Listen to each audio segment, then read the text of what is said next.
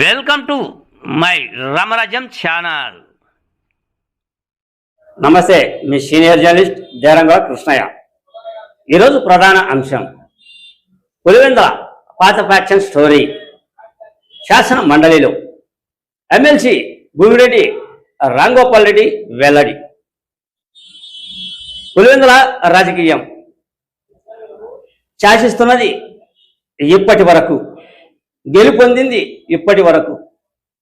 ఎంపీలు కావచ్చు, అటు తర్వాత ఎమ్మెల్యేలు కావచ్చు.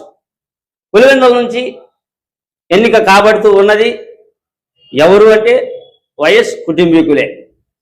దివంగత నేత వైఎస్ రాజశేఖర రెడ్డి నుంచి వివేకానంద రెడ్డి, ప్రస్తుతం ఉన్న వైఎస్ జగన్మోహన్ రెడ్డి, అవినాష్ రెడ్డిలు, అటు తర్వాత వాళ్ళ బంధువు గణం అందరూ కూడా పులివెందులను రాజకీయంగా ఏలుతూ ఉన్నారు. దీనికి ప్రధాన కారణం ఫ్యాక్షన్ చరిత్ర. ఆ ఫ్యాక్షన్ చరిత్ర గురించి ఈరోజు శాసన మండలిలో పెద్ద చర్చ కొనసాగింది. ప్రజాస్వామ్యం గురించి వైకాపా నేతలు మాట్లాడమా, ప్రజాస్వామ్యం అని మీరు మాట్లాడుతూ ఉన్నారు, మీరా ప్రజాస్వామ్యం గురించి మాట్లాడేది అని శాసన మండలిలో భూమిరెడ్డి రాంగోపాల్ రెడ్డి వైసీపీ నేతలను ప్రశ్నించారు. ఏ విధంగా అంటే, ఫ్యాక్షన్ హత్యలు చేసింది మీరు, మా కుటుంబాలు చిన్న భిన్నం అవడానికి కారణం వైఎస్ కుటుంబీకులే, పార్టీ కార్యాలయం అయితేనేమి, మా ఇల్లు అయితేనేమి ధ్వంసం చేసిన సంఘటనలు లేవా? పులివెందుల ఫ్యాక్షన్ చరిత్ర ఎవరికి ఉంది?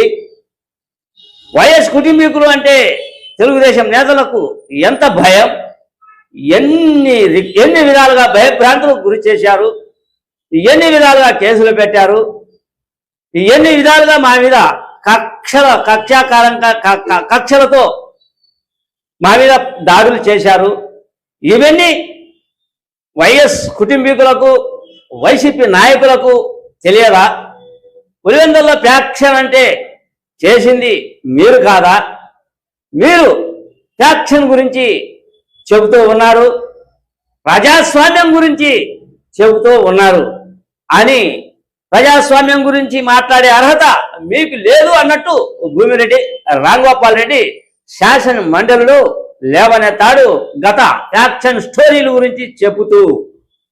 అనంతరం బొత్స సత్యనారాయణ కూడా రాజారెడ్డిని చంపింది ఎవరు అనే క్వశ్చన్ కూడా లేవనెత్తాడు. ఈ విధమైన పాత ఫ్యాక్షన్ పులివెందులకు సంబంధించిన స్టోరీలు మళ్ళీ శాసన మండలిలో చర్చకు వచ్చాయి. చూడండి ఈ వీడియోలో భూమిరెడ్డి రాంగోపాల్ రెడ్డి మాట్లాడిన అంశం. అధ్యక్ష, నేను 2023 సంవత్సరంలో శాసన మండలి సభ్యునికి ఎన్నిక అధ్యక్ష, 8500 ఓట్లతో అడిగా అధ్యక్ష, ప్రజాస్వామ్యబద్ధంగా గెలిచా, ప్రతిపక్ష పార్టీ తరఫున పోరాడి. నాకు గెలిచిన తర్వాత డిక్లరేషన్ ఇవ్వకోకుండా అడ్డుకున్న వాళ్ళు ఈరోజు ప్రజాస్వామ్యం గురించి, స్వేచ్ఛ స్వాతంత్రాల గురించి మాట్లాడుతూ అధ్యక్ష, గెలిచిన అభ్యర్థిని తీసుకొని పోయి ఒక పంది మాదిరి, ఒక జంతు మాదిరి తీసుకొని పోయి నన్ను లారీలు ఎత్తుకొని పోయి పోలీస్ స్టేషన్లో సంఘటన ఈ రాష్ట్ర ప్రజలు అందరూ చూశారు అధ్యక్ష ప్రత్యక్షంగా.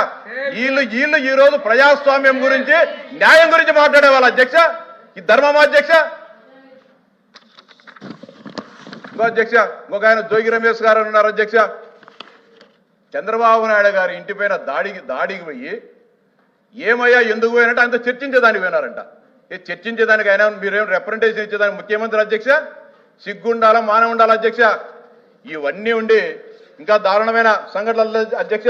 ప్రజాస్వామ్యం లేదు. ఇంకోటి అధ్యక్ష, బాధితున్న అధ్యక్ష నేను 2006 సంవత్సరంలో అందరూ కూడా కాంగ్రెస్ పార్టీ, ఆ కాంగ్రెస్ పార్టీ వచ్చిన కలువు మొక్కి వైఎస్ఆర్ కాంగ్రెస్ పార్టీ 2006 సంవత్సరంలో మేము సొసైటీ ఎన్నికల్లో పోటీ చేస్తే, మేము ముఖ్యమంత్రిగా ఉండగా ఈ నియోజకవర్గంలో పోటీ చేస్తారని చెప్పి తెలుగుదేశం పార్టీ కార్యకర్తలందరి మీద దాడి చేశారు అధ్యక్ష. ఆ దాడి సందర్భంగా పోలీసులు కాల్పులు జరిగితే, ఇద్దరు కాంగ్రెస్ పార్టీ కార్యకర్తలు జరిగిపోతే అన్యాయంగా 16 మంది మీద తెలుగుదేశం పార్టీ కార్యకర్తల మీద జెండా హత్య కేసులు పెట్టారు అధ్యక్ష. జెండా హత్యలు కేసులు పెట్టిందా కాక మళ్ళీ పులివెందుల పట్టణాన్ని చేరుకొని మా పార్టీ కార్యాలయాన్ని, నా ఇంటిని పొక్కులేన్లతో డైనమేట్లు పెట్టి యుద్ధం కూలదోసి ఆస్తులను లూటీ చేసిన సంఘటన పోలేదు అధ్యక్ష. ఈ రోజు కూడా 2006లో సంవత్సరం పెట్టిన కేసు 2026 సంవత్సరం వస్తుంది. 16 మందివి ఈ రోజు కూడా మనోవేదనకి గురవుతా ఈ రోజు కూడా కేసులు కొట్టించుకోకుండా ప్రతి నెలకు 2 మార్లు మేము పులివెందుల నుంచి కడపకు వాయిదాలో వచ్చిన దౌర్భాగ్య పరిస్థితి ఎవరు కాదు అధ్యక్ష, ఇలా నాయకుడు జగన్మోహన్ రెడ్డి కాదు అధ్యక్ష.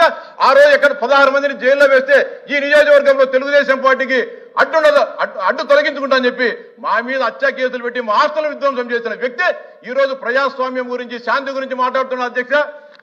ఇంత దారుణంగా చూడండి అధ్యక్ష, ఈ రోజు కానీ 20 సంవత్సరాలు మేము తిరుగుతా ఉన్నాం. 20 సంవత్సరాలుగా మేము వాయిదాలకు తిరిగి మానసిక వేదన చూస్తున్నాం. నా భార్య పచ్చి భార్యంత అధ్యక్ష, చిన్నపిల్ల 6 నెలల నా చిన్న కొడుకు సినిమాలో ప్రతిఘటన సినిమాలో లేకుంటే సినిమాలో ఉన్నట్టు ఎవరు కూడా ఈ కుటుంబానికి ఆశ్రయం ఇవ్వకూడదు, కనీసం మంచినీళ్ళు కావడదని చెప్పి నా భార్య నా చిన్న కొడుకు 12-15 గంటల పాటు మనోవేదన అనుభవించారు అధ్యక్ష. వీళ్ళ అధ్యక్ష శాంతి గురించి, శాంతి భద్రతల గురించి, ప్రజాస్వామ్యం గురించి ఇంకా దారుణమైన దుస్సంఘటన అధ్యక్ష. ఆ సందర్భంగా అధ్యక్ష ఆ హత్యలకు సంబంధంగా కాంతిమతి ఒక మెజిస్ట్రేట్ ఉన్నది అధ్యక్ష, ఆమెతో తప్పుడు ఫాల్స్ డైయింగ్ మరణ వాంగ్మూలం రాశారు అధ్యక్ష.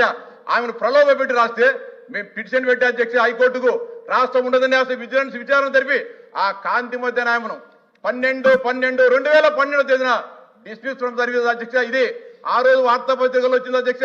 రాజావారి సేవల చెరువు రాజశేఖర రెడ్డి గారి కుటుంబానికి ఈ కాంతిమతి చేసిన సేవలకు గాను ఆమెకు వచ్చిన బహుమానం అధ్యక్ష.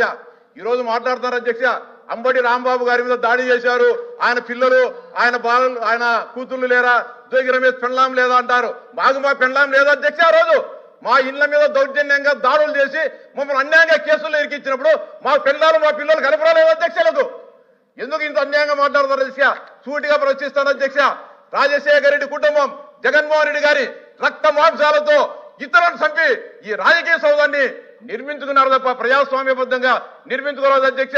రాజశేఖర రెడ్డి గారిని సవాల్ చేస్తారు చెప్పాలి పోతే ఎల్ఓపి గారు కానీ 1970లో రాజశేఖర రెడ్డి గారు శాసనసభ్యుడైతే శాసనసభ్యుడు కాకముందే రాజశేఖర రెడ్డి గారి మీద ఆంధ్రప్రదేశ్ సచివాలయంలో ఎందుకు అత్యాయుతం చేశారు చెప్పాలి అధ్యక్ష.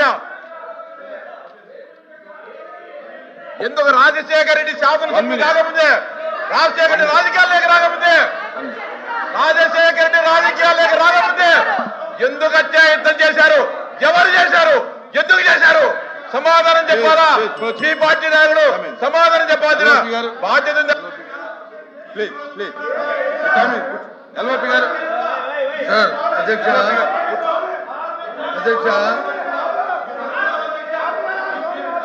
కూర్చోండి. ఎల్ఓపి గారు కూర్చోండి, అయిపోయింది కూర్చోండి. అధ్యక్ష ప్లీజ్ రామ్ గోపాల్ రెడ్డి గారు చర్చ జరుగుతున్నప్పుడు కూర్చోవాలి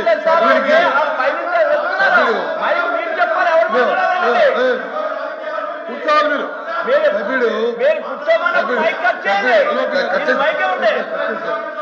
సభ్యుడు శాంతివరకు సంబంధం కాకుండా గౌరవనీయ రాజశేఖర రెడ్డి గురించి మాట్లాడారు అధ్యక్ష. గుర్తుంచుకోవాలి, సమన్వయం పాటించుకుని మాట్లాడవచ్చు. రాజశేఖర రెడ్డి గారిని తండ్రిని ఎవరు చంపారు అధ్యక్ష?